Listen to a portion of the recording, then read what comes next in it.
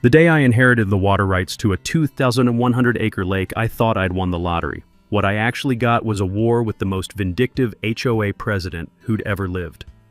I'm standing on my great-grandfather's 1887 dock, breathing in that sweet pine and lake water smell, when this white Escalade screeches up my gravel drive. Out steps Cordelia Blackwood, perfectly coiffed, designer blazer, clutching a violation notice like it's the Constitution itself. 500 monthly lake access fee, dock removal, immediately. Here's what made my blood boil. She's demanding I pay her to access my 2,100 acres of inherited water rights. But Cordelia didn't know about the original deed in my jacket, the one that made me legally untouchable. What would you do if your HOA tried to steal your water rights inheritance? Where are you watching from? Bet you have HOA horror stories too, because Cordelia's about to lose everything. Let me back up and tell you how I got here. My name's Ezra Whitmore, and 6 months ago I was just another divorced guy trying to rebuild his life. 42 years old, former Army engineer turned small-town contractor, living in a cramped apartment and wondering where the hell everything went wrong. Then Uncle Morris died. I'm sitting in lawyer Harold Pemberton's office, breathing in that musty smell of old legal documents mixed with burnt coffee, when he slides this thick manila envelope across his worn leather desk. The chair creaks under my weight as I lean forward. Your great-grandfather Silas was quite the businessman, Harold says. Bought 2,100 acres around Mirror Lake back in 1887. Water rights, mineral rights, the whole 9 yards. Ezra, you just inherited one of the most valuable properties in 3 counties. The lake itself is pristine, crystal clear water surrounded by towering pines. Some cabins are original family builds from the 1900s. Others are massive McMansions that sprouted up when developers moved in 15 years ago. There's one complication, Harold warns. The Homeowners Association, run by a woman named Cordelia Blackwood, real estate attorney turned HOA dictator. She's been systematically targeting anyone who doesn't fit her country club vision. I should have listened. 3 days later, I'm checking out my new dock when expensive tires crunch on gravel. Out steps a woman who looks like she irons her money. Perfectly coiffed silver hair, designer blazer, and eyes like a loan shark who just spotted fresh prey.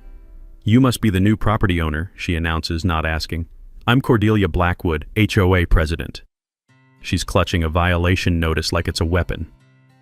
Ezra Whitmore, nice dock, isn't it? My great-grandfather built it. Her smile could make polar bears shiver. This structure violates current safety codes. 30 days removal. Plus there's a $500 monthly lake access fee. I almost choke. Lady, I own this lake. Community asset, she corrects. Previous owners never properly registered with HOA oversight. She slaps the violation notice against my truck windshield like she's serving a warrant. Failure to comply results in daily fines and potential foreclosure proceedings. Here's the thing about bullies. They always pick the wrong fight eventually. What Cordelia doesn't know is I spent 8 years reading engineering contracts and water management law. More importantly, I've got allies she hasn't counted on. My neighbor Mavis Lane has lived here since before the HOA existed. 78 years old, sharp as a tack, and madder than hell about what Cordelia's been doing to longtime residents. She forced out 3 families last year, Mavis tells me later, her voice shaking with fury. Made up violations, assessed bogus fees until they couldn't afford to fight anymore. Then there's Deputy Roy Hutchins. Good man, fair cop, and he's been watching Cordelia's selective enforcement for years. She only targets certain types, he mentions quietly. Folks who don't drive the right cars or join the right clubs. And young Tommy Reeves, fresh law school graduate looking to make his mark. Kids eager, hungry, and when I mention water rights from 1887, his eyes light up like Christmas morning. The violation notice is still stuck to my windshield, fluttering in the evening breeze. The crisp paper feels like a declaration of war in my hands. Standing there listening to water lap against century-old dock posts, I realize Cordelia just made a crucial mistake. She picked a fight with an Army engineer who knows the difference between legitimate authority and petty tyranny. Someone who's read enough legal documents to know that pre-1900 water rights are basically untouchable. Someone with absolutely nothing left to lose. But mostly she picked a fight with a guy whose family built this place with their bare hands, and who's not about to let some power-hungry real estate lawyer steal it with paperwork and intimidation. Game on, Cordelia. Cordelia wasn't kidding about her paperwork fetish. 2 days after our little lakeside chat, a certified letter shows up requiring signature. Inside? A legal demand for complete property survey, environmental impact assessment, and something called a compliance audit, all at my expense, naturally. The letter's got more fancy letterhead than a congressional hearing, and every paragraph drips with legal threats. Failure to provide comprehensive documentation within 14 days will result in daily fines of $10,000 for unauthorized lake modifications. 10,000 daily. I'm reading this thing in my kitchen, and I swear I can smell Cordelia's overpriced perfume coming off the paper. She's trying to bury me in costs before I even know what I'm fighting. But here's where her plan hits its first snag. See, I didn't spend 8 years building bridges in Afghanistan without learning that the devil's always in the details, and these details have more holes than a Swiss cheese convention. First stop, the county courthouse basement. If you've never been down there, imagine a library designed by someone who hates both books and people. Fluorescent lights buzz like angry wasps. Everything smells like dust and forgotten dreams. And the filing clerk looks like she predates the building itself. I'm 3 hours deep in musty records when I find it. The original Whitmore deed, filed in 1887 and never superseded. Back in my Army days, I learned that old engineering contracts often contained clauses that modern lawyers miss. And this deed is no exception. My great-grandfather didn't just buy lake property. He secured water rights extending 200 feet below the lake bottom, mineral extraction rights, and something called riparian authority. Turns out riparian authority basically makes me the water king of this entire area. Who knew great-grandpa Silas was such a shrewd negotiator? Better yet, the HOA was never legally granted authority over pre-existing properties. They just assumed they had it, and everyone was too intimidated to check. Time for professional help. Tommy Reeves meets me at the local diner. This kid's so eager he's practically vibrating. Fresh out of law school, sharp suit that's seen better days, and the kind of hunger that comes from needing to prove yourself. "Mr. Whitmore," he says, spreading my documents across a sticky table. "This is extraordinary. In law school, they taught us that pre-1900 water rights are almost impossible to challenge because they predate modern regulatory frameworks. And this riparian authority clause, you don't just own the lake, you control water flow for the entire watershed." The waitress refills our coffee and Tommy's explaining grandfather clauses when my phone buzzes. Text from an unknown number. "Emergency HOA meeting tonight, mandatory attendance, rogue property owner situation." I show Tommy the message. He grins like a shark who just smelled blood. "They're panicking," he says. "Cordelia's calling an emergency meeting because she knows she overplayed her hand. But every procedural violation they commit tonight becomes evidence for our countersuit." The community center that evening looks like a courtroom designed by someone who shopped exclusively at garage sales.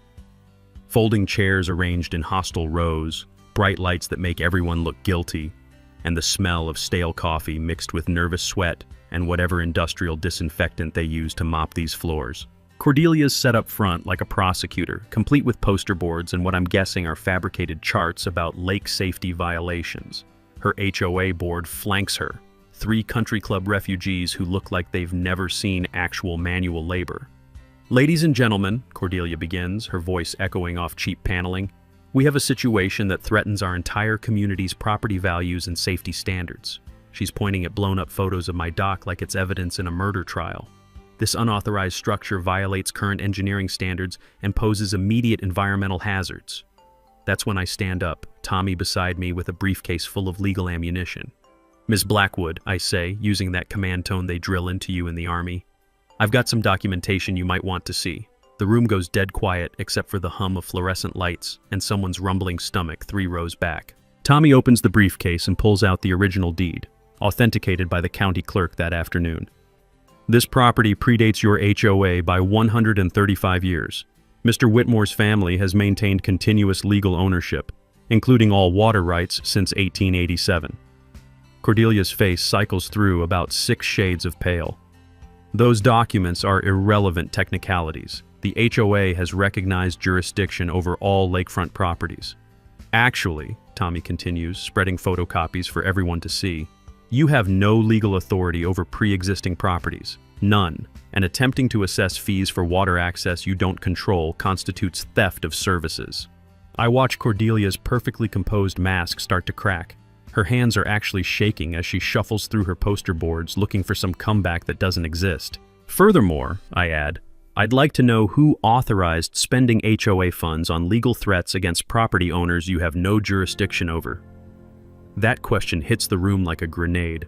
Several residents start whispering, and I catch phrases like, "Where does our money go?"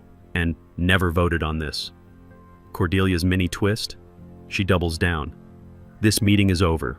All violations stand pending legal review. But walking out only makes her look desperate. Game 1 to us. Cordelia's next move came faster than I expected, and it was pure bureaucratic warfare at its finest. 3 days after that disastrous HOA meeting, I wake up to the sound of diesel engines rumbling up my gravel drive. Through my kitchen window, I watch not one, not two, but 3 different county vehicles park in my yard like it's a federal raid on a moonshine operation. Out step the enforcement squad, building inspector, septic inspector, and environmental compliance officer. All carrying clipboards, all wearing that grim expression government workers get when someone's made their morning miserable with paperwork. "Mr. Whitmore?" The building inspector's a decent guy named Pete, who I recognize from around town. He looks about as thrilled to be here as a vegetarian at a barbecue contest. We've received multiple anonymous complaints about unpermitted modifications and potential septic violations. We're required to investigate. Anonymous complaints. Right. I'm betting Cordelia's fingerprints are all over this, along with that expensive perfume that probably costs more than most people's car payments. They spend the morning crawling around my property like ants at a picnic. Pete's checking dock measurements. The septic guy's poking around the leach field with a metal rod that sounds like a dinner bell every time it hits stone. And the environmental officer is taking water samples like he's investigating the next Chernobyl. The whole time, I'm documenting everything with my phone camera. 8 years in the Army teaches you that when bureaucrats show up en masse, you better have your own evidence ready. I'm leaning against the old oak tree that's probably been watching this lake since before automobiles were invented, feeling the rough bark against my back and thinking about how my great-grandfather would have handled government inspectors. Probably with a shotgun and a lot less patience. "Mr. Whitmore," Pete calls out after 2 hours, wiping sweat from his forehead. "I've got to tell you, your property's in better shape than most places I inspect. Dock meets current engineering standards. Septic system's actually newer than required, and your shoreline restoration work exceeds environmental guidelines." That's when it hits me. All these violations Cordelia's been screaming about, complete fiction. But here's where the day gets interesting. While they're documenting my supposedly dangerous property, I'm documenting them. And Deputy Roy Hutchins, who just happens to be driving by during his patrol, stops to check on the commotion. "Funny thing, Ezra," Roy says, adjusting his hat against the afternoon sun. "Got 3 anonymous complaints this week, all from the same phone number. Same number that's been filing reports against longtime residents for months. Pattern's getting pretty obvious." Now that's what I call evidence. Cordelia's been weaponizing county resources as her personal harassment squad. That evening, Tommy shows up at my place with a legal pad covered in notes and the kind of excitement that comes from striking gold. "Ezra, you're not going to believe what I discovered while researching property boundaries." He spreads out a survey map on my kitchen table, pointing to lines that extend way further than I realized. "See this easement running along the waterfront? It cuts right through the middle of Cordelia's precious mansion property. Her dock, her boathouse, half her landscaping, it's all sitting on your family's land." I nearly choke on my coffee. "You're telling me the HOA queen's been trespassing on my property?" "Gets better."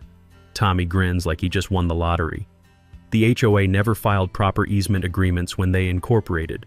Back in law school, they taught us that easement violations can void entire development agreements.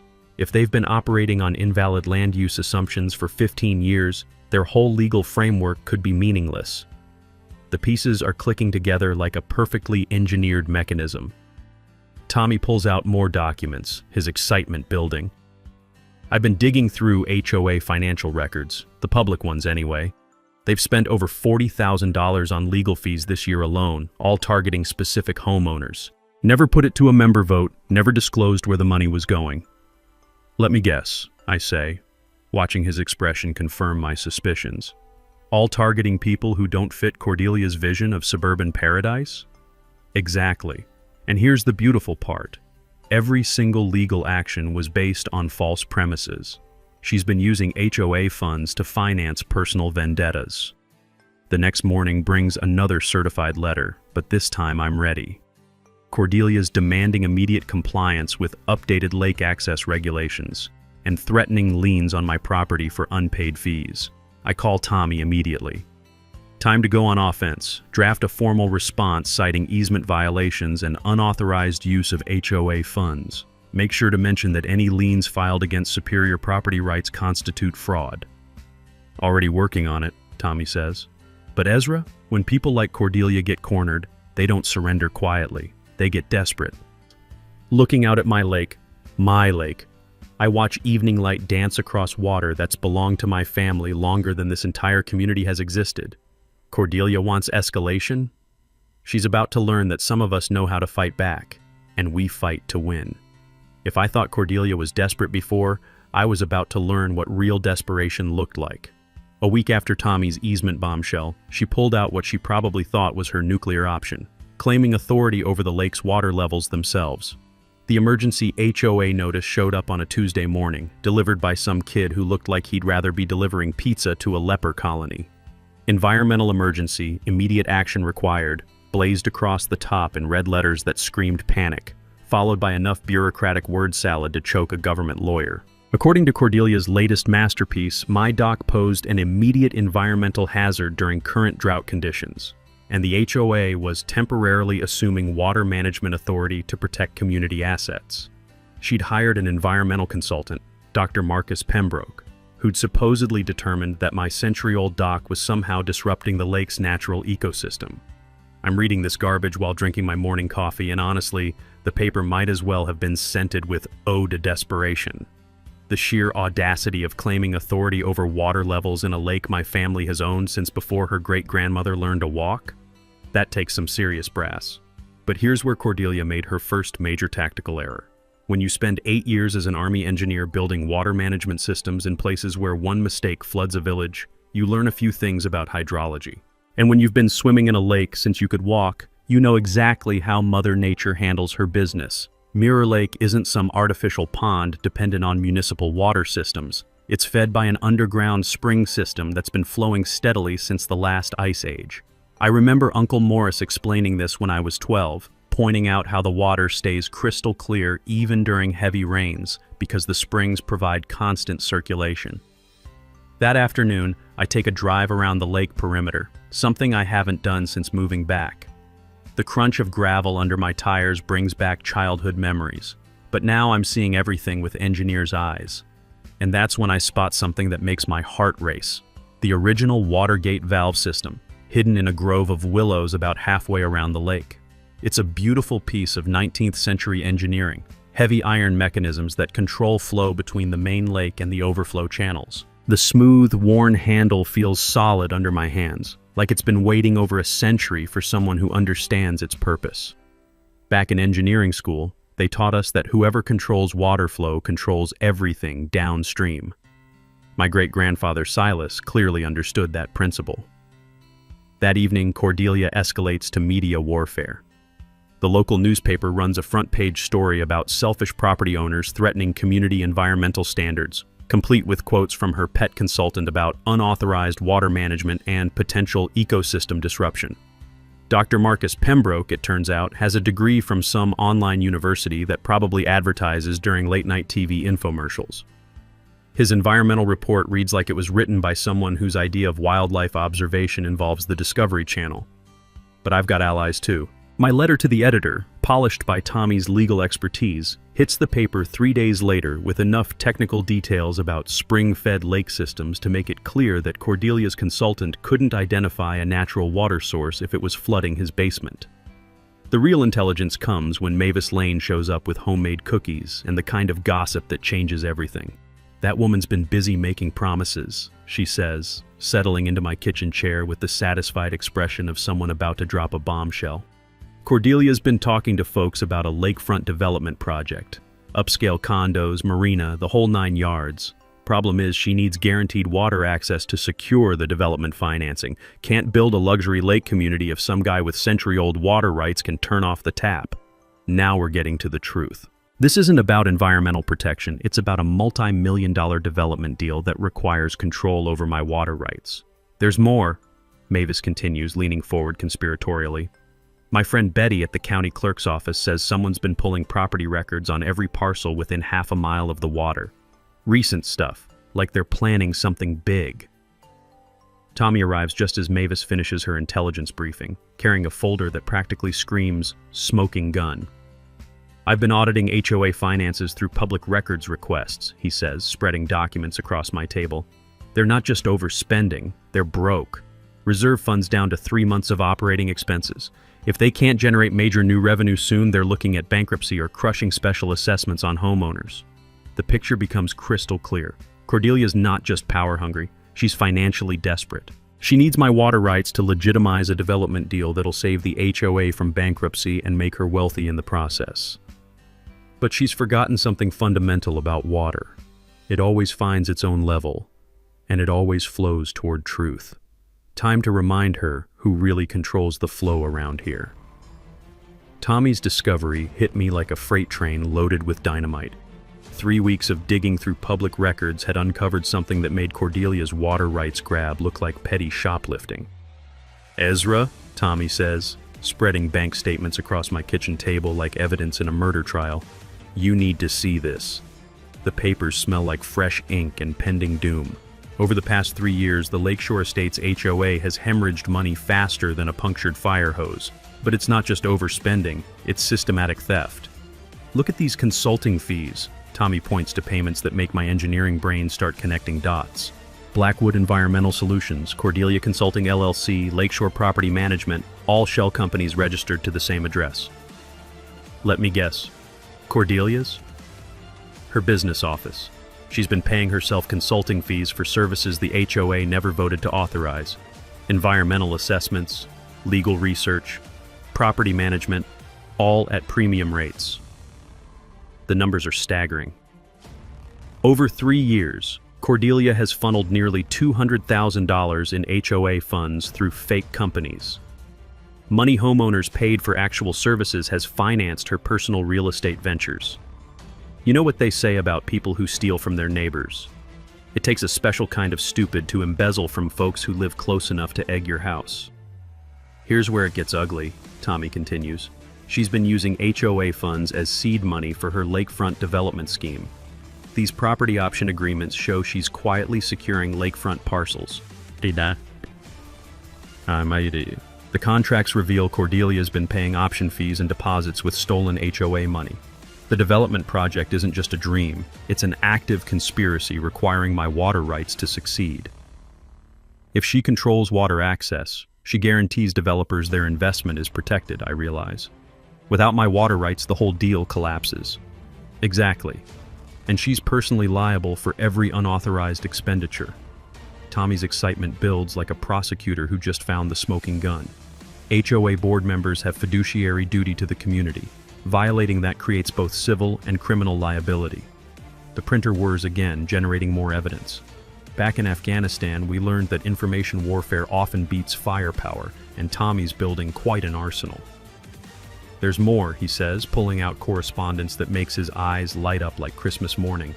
Letters between Cordelia and Pinnacle Lake Development Corporation. They're promising her a 20% finder's fee on total project value, multi-million-dollar payday if she delivers guaranteed water access. Now I understand the desperation. This isn't about community standards. Cordelia's been systematically robbing her neighbors to finance a get-rich scheme that requires destroying my family's water rights. Best part? Tommy grins like a shark smelling blood. She's left a paper trail a blind investigator could follow. Bank records, emails, property filings, all documented. I walk to my window, looking out at the lake that's been the center of this conspiracy. The afternoon light makes the water look like liquid gold, and I'm thinking about how greed makes people spectacularly stupid. What kind of exposure are we talking about? Civil restitution for embezzled funds, criminal charges for theft and fraud, personal liability for development losses, plus potential federal charges if this crossed state lines. He pauses, savoring the moment. Oh, and automatic removal from the HOA board for fiduciary violations. Perfect irony. Cordelia's been so busy trying to steal my water rights that she's built a financial house of cards about to collapse on her head. Every aggressive move has created more evidence of her crimes. When do we lower the boom? Tommy's smile could power half the county. Soon. But first, let's make sure she digs deeper. Desperate people make bigger mistakes. Looking at those documents, I realize we're not just fighting for my property anymore. We're about to expose a criminal conspiracy that's been robbing this entire community for years. Cordelia has no idea what's coming. The next morning, my kitchen looks like a war room designed by caffeinated lawyers with trust issues. Tommy's got his laptop open, Deputy Roy's nursing his third cup of coffee strong enough to wake the dead, and I've got engineering diagrams spread across every available surface. The smell of determination mixes with French roast and just a hint of impending revenge. All right, I say, pulling out a legal pad that's about to become our declaration of war. Cordelia's made this personal. Time to return the favor with interest. Roy leans back, his chair creaking like old bones. From law enforcement perspective, we need evidence so solid it could survive a nuclear attack. Financial crimes are tricky. Juries want documentation they can understand. Way ahead of you, Tommy says, fingers flying across his keyboard like he's composing a symphony of justice. I've prepared a formal complaint for the state HOA oversight board, plus whistleblower protection paperwork for when this goes federal. But I'm thinking bigger picture. 8 years of military engineering taught me that the best operations hit multiple targets simultaneously, like a perfectly coordinated artillery strike. We need 3 angles, I explain, sketching our strategy. Legal, financial, and physical evidence gathering. The legal strategy belongs to Tommy, and he's building a case that would make a prosecutor weep with joy. Every bogus violation, every unauthorized expenditure, every abuse of power gets cataloged with dates, amounts, and supporting documentation. Here's what I learned in law school about fiduciary duty, Tommy explains, pulling up case law that makes his eyes gleam. When HOA board members breach their responsibility to act in the community's best interest, they don't just owe back the money they stole, they're liable for all damages, legal costs, property damage, punitive damages, the works. That's like finding out the person who dented your car also has to buy you a new one, plus pay for your emotional trauma and cover your grocery bills for a year. Roy's handling the criminal angle, quietly building a case that'll eventually land on the state attorney general's desk. 20 years of police work taught me that people who abuse authority always escalate. Cordelia's pattern of false reports and harassment, that's a whole separate set of criminal charges. My contribution is the physical evidence, where my engineering background becomes our secret weapon. I've been installing a security camera network around my property, positioned to capture any sabotage while documenting the actual condition of my supposedly dangerous facilities. But the real trap involves something Cordelia doesn't know exists, a comprehensive water monitoring system. Using the same flood management sensors we deployed in Afghanistan, I'm creating scientific documentation of the lake's natural patterns. The cool metal feels familiar in my hands as I install sensors at dawn, hidden among cattails that smell like morning dew and ancient secrets. Modern water monitoring equipment provides court-admissible documentation, and Cordelia's about to learn that century-old water rights come with 21st-century evidence gathering. Every time she claims water management authority, we'll have precise measurements proving her consultant couldn't identify water if he was drowning in it, I explained to my co-conspirators. Meanwhile, Mavis has organized the longtime residents into what she calls the Resistance. Think book club meets intelligence operation. These folks remember community life before Cordelia's reign of terror, and they've been documenting years of abuse. Mrs. Martinez kept every HOA communication for 5 years, Mavis reports during one strategy session, the rustle of papers sounding like ammunition being loaded. Shows clear targeting of Hispanic families while ignoring actual violations from Cordelia's country club cronies. Tommy's eyes light up like slot machines hitting jackpot. Discriminatory enforcement based on ethnicity, that's federal civil rights violation territory. The media strategy falls to me, and I've been cultivating Sarah Lane at the regional newspaper. When she learns about systematic embezzlement tied to a multi-million-dollar development scheme, her investigative instincts kick into overdrive. This story has everything, Sarah tells me over coffee, her recorder capturing every detail. Corruption, stolen funds, elderly abuse. It's the kind of expose that wins journalism awards. Our secret weapon is timing. We're planning the reveal during the HOA's annual meeting, when state law requires maximum attendance and financial transparency. Cordelia thinks she's orchestrating her final power play, but she's actually walking into a public execution. Multiple exposure routes, I explain, spreading backup plans across my table. If she discovers the investigation early, we've got the media, state oversight board, and criminal charges ready to deploy. The beauty is that every day Cordelia continues her schemes, she creates more evidence. Desperation makes people sloppy, and sloppy criminals make spectacular mistakes. Roy stands, adjusting his duty belt with the satisfaction of someone about to serve justice. 20 years taught me the best way to catch criminals is letting them think they're winning right up until the handcuffs click. Looking at our battle plans, I realize we've created something Cordelia never expected. A coordinated response from people who refuse to be bullied by petty tyrants with clipboards and attitudes. She's about to learn that some fights you just can't win. Desperation, it turns out, makes people do incredibly stupid things. And Cordelia Blackwood was about to prove that theory with the subtlety of a freight train hitting a nitroglycerin factory. It started with the private investigator, some guy in a rumpled suit and discount sunglasses who thought he was invisible while sitting in his Honda Civic outside the local diner. I spotted him immediately. When you've spent years in places where bad surveillance gets you killed, you develop a sixth sense about amateur hour operations. "Tommy," I said after finishing my eggs, "we've got company. White Honda, 3 o'clock, guy with a camera who apparently learned detective work from watching Miami Vice reruns." Tommy nearly choked on his coffee, craning his neck to look. "She hired a PI? That's either really desperate or really stupid." "Por qué no los dos?" I suggested, waving cheerfully at our wannabe spy as we walked past his car. The poor guy practically dove under his dashboard like he was dodging sniper fire, but hiring incompetent surveillance was just the opening act. 2 nights later, I'm yanked awake by the sound of someone thrashing around my dock at 2 a.m. like a drunk beaver with power tools.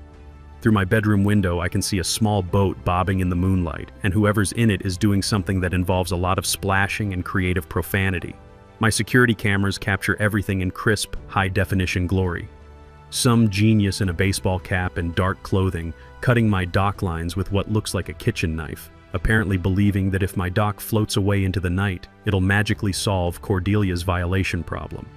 The splash of someone fleeing in a small outboard motor echoes across the water, followed by the distinct sounds of panic, poor seamanship, and what might have been someone falling overboard.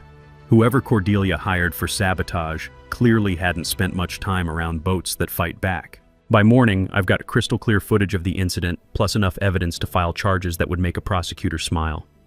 But more importantly, there's something in the air. That metallic smell of fear mixed with the scent of pine trees and poor life choices. Deputy Roy arrives with his coffee and the expression of someone who's about to enjoy his job. "Vandalism's a felony when it's part of ongoing harassment," he tells me, reviewing the footage. "And this video shows premeditation. Someone's looking at serious jail time." The beauty of Cordelia's desperation is that instead of learning from failure, she escalates like a bad poker player doubling down on a losing hand. Suddenly, local Facebook groups explode with anonymous posts about the dangerous outsider threatening community safety. My mailbox gets stuffed with flyers claiming I'm planning to industrialize the lake and destroy property values. Someone even puts up a banner on the community bulletin board warning about environmental threats from unauthorized water management. The irony tastes sweeter than my morning coffee. Here's a woman embezzling community funds for personal gain, and she's painting me as the threat to property values. But Cordelia's masterpiece of desperation arrives via certified mail, a foreclosure notice claiming I owe $15,000 in accumulated fines, plus attorney fees and administrative costs for violations on property the HOA has no authority over. $15,000 for imaginary violations, on land they don't control, for fees I never agreed to pay. Tommy nearly falls off his chair laughing when I show him the notice. "This is beautiful," he gasps, wiping tears. "She just committed multiple felonies in writing. Fraudulent lien filing, extortion, theft by deception. It's like a greatest hits album of white-collar crime." The pressure is fracturing her support network. Mavis reports that board members are asking uncomfortable questions about legal expenses. The Martinez family received a formal apology for administrative errors. Even Cordelia's golf buddies are backing away like she's radioactive. She's losing control of her own board, Mavis tells me, voice crackling with satisfaction. People want to know why they're hemorrhaging money, fighting one guy over violations that make no sense. Then comes the mini twist that makes everything perfect. The private investigator, apparently tired of minimum wage surveillance work, approaches me at the hardware store. Marcus Webb looks like a man who's realized he's working for the wrong side of a very bad movie. "Mr. Whitmore," he says, glancing around nervously, "I don't usually do this, but your HOA lady is asking me to do things that cross lines, like photographing personal mail, documenting visitors, intimidating people who ask questions about finances." Marcus slides me a manila envelope thick with evidence.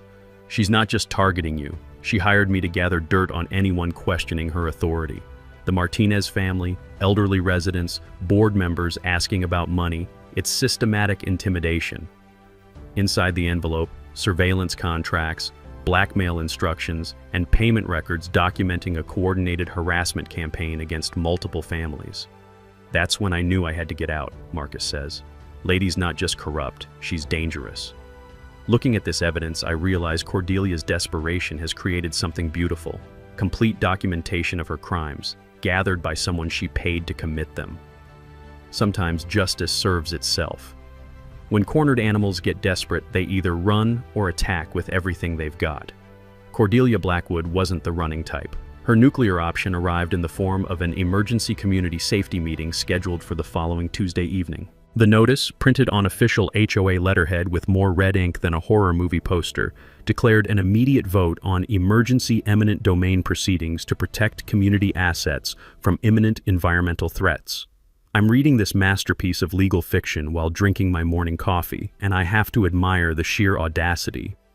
Eminent domain. She's actually claiming the HOA has governmental authority to seize private property for the public good. "Tommy," I call, my voice probably carrying across half the county. "You need to see this latest stroke of genius." Tommy arrives within the hour, takes one look at the notice, and starts laughing so hard he has to sit down. "Ezra, this is beyond illegal. It's so far past illegal that illegal can't see it with a telescope. HOAs don't have eminent domain authority. That's strictly governmental power, and even then it requires years of legal proceedings and just compensation." But here's the terrifying part. Cordelia's betting that most residents don't understand the legal impossibility of what she's proposing. She's gambling that fear, confusion, and her own authority will be enough to ram through a vote that sounds official but has all the legal validity of a monopoly property deed. The meeting notice goes on to explain that my dock and water rights pose an immediate threat to community safety during environmental emergencies, and that decisive action must be taken to protect property values and ensure responsible resource management. She's even invited Channel 7 News to cover the emergency community response to environmental threats. Because nothing says legitimate governmental action, like having television crews document your completely illegal power grab. The smell of desperation is getting stronger than the pine air freshener in my truck. Cordelia's pulled out every stop, called in every favor, and is betting everything on one final spectacular bluff. But while she's been planning her theatrical finale, we've been preparing our own surprise performance. Tommy spent the week ensuring every procedural violation will be documented by neutral witnesses. She's going to violate parliamentary procedure, rush the vote, and ignore legal requirements, he explains. Every violation creates more evidence for criminal charges. Deputy Roy has positioned himself strategically, ready to intervene if things get out of hand. 20 years of law enforcement taught me that desperate people do unpredictable things. When this blows up in her face, she might not handle it well. The community center that Tuesday evening looks like a courtroom designed by someone with a flair for drama. Cordelia's arranged the seating to maximize her supporters' visibility while pushing potential opposition toward the back. Professional lighting equipment from the TV crew makes everything look official and important. The air smells like nervous sweat mixed with the industrial disinfectant they use to mop these floors, plus whatever expensive perfume Cordelia's wearing to mask the scent of impending legal disaster. She's set up at the front with a presentation that would make a corporate lawyer proud. Charts showing environmental risk factors, blown-up photos of my supposedly dangerous dock, and what appears to be a completely fabricated timeline of escalating safety violations. Ladies and gentlemen, Cordelia begins, her voice echoing off the cheap paneling like a prosecutor announcing capital charges. "We face an unprecedented threat to our community's safety and financial security." She's gesturing at her displays like she's revealing evidence in a murder trial. "This unauthorized water management operation poses immediate environmental risks during drought conditions and threatens to destabilize property values throughout our community." The camera crews are eating it up, filming every dramatic gesture and official-sounding proclamation. Channel 7's reporter, a young guy who clearly thinks he's covering a legitimate government proceeding, is taking notes furiously. "Therefore," Cordelia continues, building toward her crescendo, "the board moves for an emergency vote to assume temporary control of all lake-adjacent properties pending resolution of these environmental and safety concerns." That's when I stand up, Tommy beside me with a briefcase that's about to become Cordelia's worst nightmare. "Point of order," I call out, my voice carrying that command authority they drill into you in the Army. The room goes silent except for the hum of television equipment and someone's nervous cough 3 rows back. "Ms. Blackwood," I continue, "before we vote on imaginary governmental powers, perhaps the community should know about the very real financial crimes that have been funding your legal adventures." Tommy opens the briefcase and pulls out documents that make Cordelia's face cycle through several interesting shades of pale. "Ladies and gentlemen," he announces, "what you're witnessing isn't emergency governance. It's the final act of a 3-year embezzlement scheme." The camera crews suddenly realize they're not covering a community meeting anymore. They're documenting a criminal conspiracy's public collapse. Cordelia's perfectly orchestrated power play just became her public execution. And the best part? She invited the media herself. The moment Tommy announced embezzlement scheme, the community center transformed from a boring HOA meeting into the climax of a crime drama that Hollywood couldn't have scripted better. You could literally hear the air being sucked out of the room. The Channel 7 cameraman, who'd been casually filming what he thought was a routine community dispute, suddenly snapped to attention like he'd just realized he was documenting Watergate. His camera swung toward Tommy with the precision of a guided missile. Cordelia's face went through a spectacular color progression, from perfectly applied foundation to pale white to an angry red that clashed with her silver hair. Her hands, those perfectly manicured instruments of HOA tyranny, started shaking like autumn leaves in a hurricane. "Mr. Whitmore," she stammered, her voice losing that commanding authority she'd wielded like a weapon for years. "These interruptions are out of order. We have important community business to—" "The only business here," I interrupted, standing up to my full height and letting my command voice fill the room, "is explaining to these good people how you've been stealing their money for 3 years. Tommy began spreading documents across the front table like a dealer laying out cards in the world's most expensive poker game. Bank statements, invoices, property records, and email printouts that told the story of systematic theft disguised as community leadership.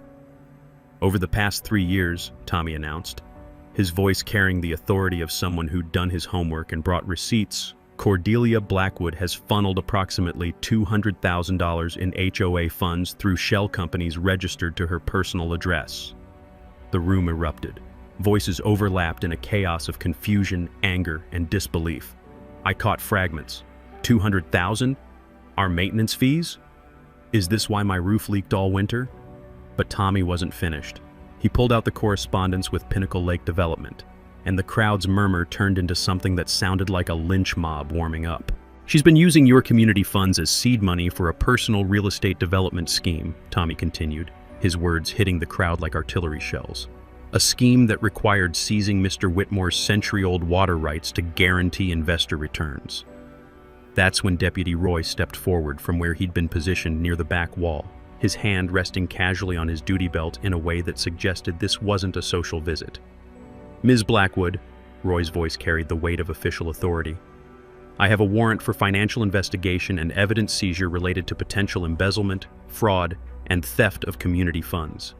The sound of metal handcuffs being readied is distinctive, a sharp click that cuts through crowd noise like a gunshot. Cordelia's eyes went wide as she realized her theatrical finale had become her arrest scene. The Channel 7 reporter, now fully understanding he was witnessing the story of his career, pushed closer with his microphone. "Ms. Blackwood, do you have a response to these allegations of embezzlement and fraud?" Cordelia's response was perhaps the most honest thing she'd said in years. Complete, speechless panic. Her mouth opened and closed like a fish gasping for water. while her perfectly composed mask crumbled in real time on live television. But the crowd wanted answers, and they wanted them now. Mrs. Martinez stood up, her voice shaking with 3 years of suppressed anger. "You made our family's life hell with fake violations while you were stealing from us?" Other voices joined in, a crescendo of fury from people who'd been intimidated into silence finally finding their courage. The elderly Hendersons, young families who'd been targeted for attitude problems, longtime residents who'd watched their community deteriorate under Cordelia's reign of terror. "The environmental emergency you're claiming," I said, pulling out my water monitoring data, "is complete fiction. These scientific measurements prove the lake's ecosystem is stable and has been for over a century. Your consultant's report was fabricated to justify seizing property for your development scheme." Tommy added the final blow. "Every HOA board decision made while Ms. Blackwood was embezzling funds can be legally voided.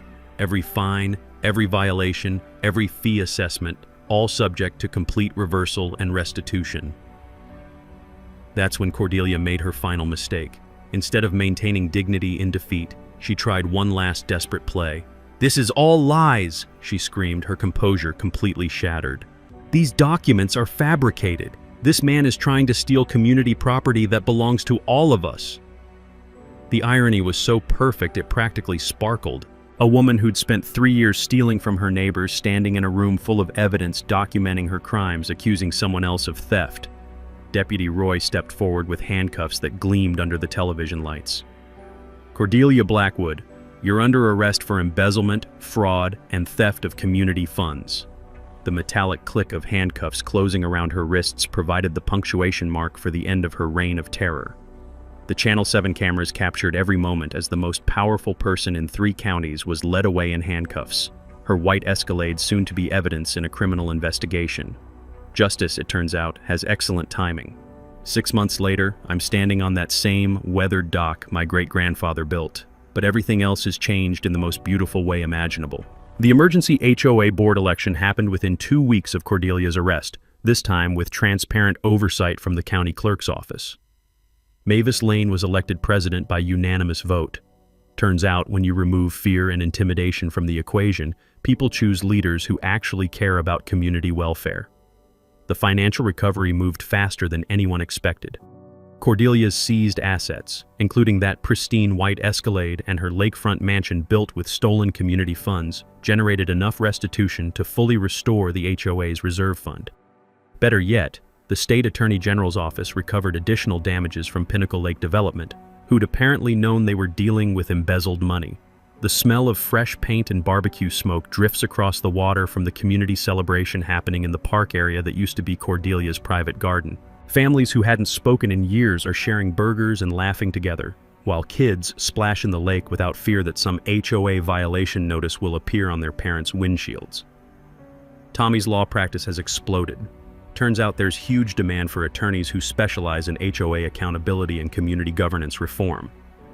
He's got cases in 3 counties now, helping other communities escape from petty tyrants who thought clipboards and attitude constituted legal authority. The Whitmore case is becoming a template, Tommy tells me, adjusting his tie that actually fits properly now that he can afford decent clothes. Communities across the state are using our documentation methods to challenge HOA overreach and financial abuse. Deputy Roy got promoted to detective, partly for his exemplary community policing during the investigation. "Turns out solving high-profile financial crime cases is good for career advancement," he says with the satisfied grin of someone who backed the right horse. But the real victory is what we've built from the ashes of Cordelia's corrupt empire. The Mirror Lake Conservation Trust officially launched last month, with yours truly as chairman and a board that includes environmental scientists, community representatives, and legal experts. We've established water rights and environmental protection scholarships for local students, funded through sustainable use fees that actually go toward conservation instead of personal enrichment. The Lake Access Program provides reasonable fishing and recreation privileges for community members while maintaining environmental protection standards. Families can enjoy the water without worrying about arbitrary violations or manufactured emergencies. The restored dock now features a historical marker honoring Silas Whitmore and the original settlement families, along with educational displays about water conservation and environmental stewardship. School groups visit regularly to learn about local history and sustainable resource management. My personal life has taken some interesting turns too. Dr. Sarah Mitchell, the environmental educator who helped design our conservation programs, has become a regular fixture around my kitchen table. Turns out shared interests in water management and community service make for pretty solid relationship foundations. The annual Mirror Lake Festival happens this weekend, a celebration of environmental stewardship, community cooperation, and the kind of neighborly spirit that thrives when people aren't afraid of petty bureaucrats with grudges. Local musicians, environmental exhibits, and enough barbecue to feed 3 counties. Children's laughter echoes across water that's been in my family for over a century, now protected in perpetuity through conservation trust structures that provide tax benefits while ensuring future generations can enjoy what my great-grandfather preserved. The technical benefits speak for themselves. Water quality monitoring shows the lake ecosystem is healthier than it's been in decades. Property values have stabilized and increased as the community reputation recovered from Cordelia's reign of terror. Our governance model is being studied by other communities seeking alternatives to adversarial HOA management. But sitting here watching families enjoy the lake without fear, listening to genuine laughter instead of whispered complaints about violation notices, I realize we've accomplished something more valuable than legal victory or financial recovery. We've proven that communities can fight back against petty tyrants and win. We've shown that ordinary people with determination and proper documentation can defeat corruption and restore decent governance. Thanks for hanging out with us on HOA Stories, where the HOA Karens meet their match. If this story had you cheering or cringing, go ahead and like the video, drop a comment with your reaction, and hit subscribe so you're ready for the next wild HOA tale.